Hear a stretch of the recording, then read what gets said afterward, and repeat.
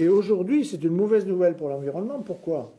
Mais parce que les atteintes aux habitats, elles ont été réalisées, elles étaient portées au cours des derniers mois, et on ne va pas faire le reste. On ne va pas faire les mesures de compensation. Et les mesures de compensation, ce sont les reboisements. Je vous répète qu'on a coupé 250 arbres sur la ripisylve à 4 endroits différents et qu'on va replanter 20 000 végétaux, dont 7 000 arbres. Ça, ce sont les mesures compensatoires. Aujourd'hui, le chantier est arrêté. Je vous rappelle qu'on devait réhabiliter 2 couannes, ce qu'on appelle les couannes ici, 2 bras morts, pour refaire des zones de frayère pour les poissons, puisqu'il y avait une présomption de frayère de brochet en amont du pont de Ferrac. Donc aujourd'hui, c'est une mauvaise nouvelle pour le patrimoine, c'est une mauvaise nouvelle pour l'environnement. C'est aussi une mauvaise nouvelle pour la sécurité des habitants de la Dordogne et de ceux qui empruntent la traversée du bourg. On l'a dit et redit, depuis les travaux communaux, depuis 2 ans, la question de la sécurité des piétons n'est pas réglée. Entre les restaurants, le long de l'ancien bar à Malville et du commerce à côté, allez-y voir, le trottoir il est large comme ça. Je parle des pavés, c'est pas un trottoir, c'est les pavés. La zone piétonne a été considérablement réduite. Et devant l'ancienne boulangerie, où habitent 2 familles, avec dans une des 2 familles une personne en fauteuil roulant, pareil, le passage piéton en pavé n'est pas aux normes. Donc les choses ne sont pas réglées pour les piétons. Mais il se produit autre chose aussi, c'est que vous savez que la municipalité a construit un mur, à peu près sur 200 mètres, une espèce de parapet en béton jaune, là, qui n'est pas très gracieux, c'est le moins qu'on puisse dire, et que là, il y a problème, que nous avons fait constater par huissier, le département l'a constaté, la région qui est responsable des transports scolaires l'a constaté, par huissier, avec un élu régional dans le quart, et le SDIS est allé le constater. Là, il y a plusieurs endroits où, si on a un souci entre 2 gros gabarits, on peut évacuer personne.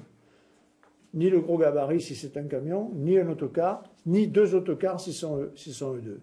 Donc là, il y a un danger imminent qu'on a signalé en disant on peut avoir un drame à Beynac de ce point de vue.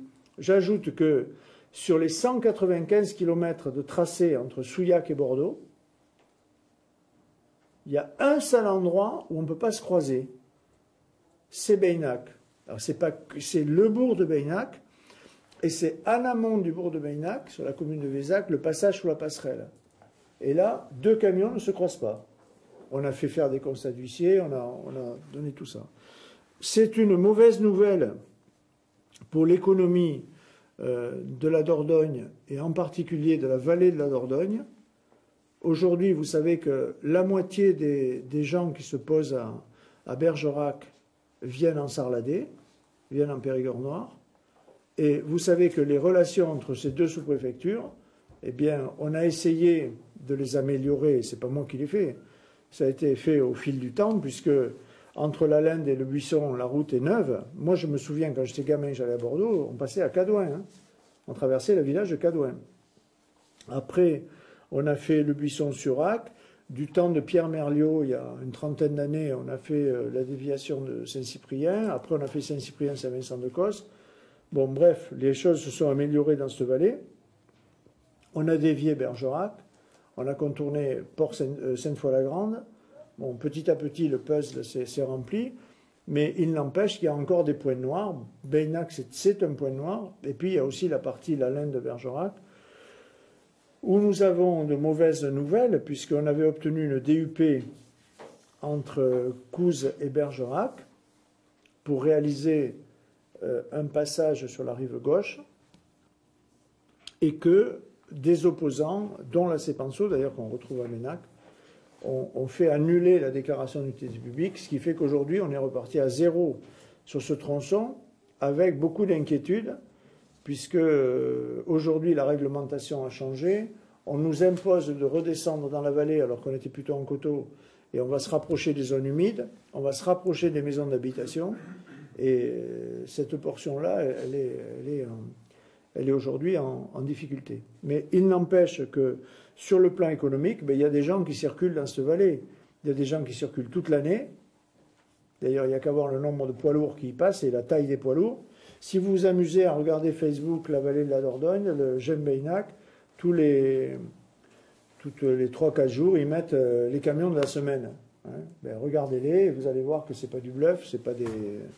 Bon, il y a une vraie vie économique. Et j'en veux pour preuve d'ailleurs que quand la population s'est rassemblée à Saint-Vincent-de-Cosse le 16 février, il y avait 2300 personnes suivant la gendarmerie, 3000 suivant les organisateurs.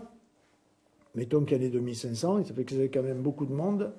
Il y avait ce jour-là en personne, je dis bien en personne, le président de la Chambre des métiers, le président de la Chambre de commerce et le premier vice-président de la Chambre d'agriculture. Ça veut dire que cette affaire-là, et parmi ceux qui ont pris la parole, il y a eu un transporteur très connu, hein, le transporteur Mallory, vous avez tout ça, vous l'avez vu tout ça, hein, qui a pris la parole au nom des transporteurs en disant ben, ça nous pose un problème. C'est une mauvaise nouvelle pour la Dordogne, parce que cette espèce de jurisprudence Beynac, eh bien, on la voit poindre ailleurs en France. Hein. On a arrêté le contournement d'Évreux il y a 1 mois à peu près, qui était démarré depuis 3 ans. Mais en Dordogne, c'est Bourdeil, où là, eh bien, on a perdu au tribunal administratif aussi. C'est la section Bergerac-Lalande, ou Bergerac-Couze, qui est en jeu. C'est Périgueux-Est qui est menacé. Et vous avez vu que dès qu'on prononce le mot de Périgueux-Est, immédiatement, vous avez les opposants qui sortent du bois. Mais c'est aussi la question de la 3e tranche de Sarlat, où là, la CEPANSO a clairement annoncé qu'on les aurait aussi en face. Donc, aujourd'hui, la question de l'enclavement de notre département est une question d'actualité. Hier soir, j'étais à Ezerac, à côté de Thiviers, où il y avait, je ne sais pas, 120, 150 personnes dans une salle des fêtes pour parler de la Nationale 21, et où les gens demandent, à la demande d'ailleurs du club des entreprises du Nord Dordogne, eh bien, des aménagements sur la 21.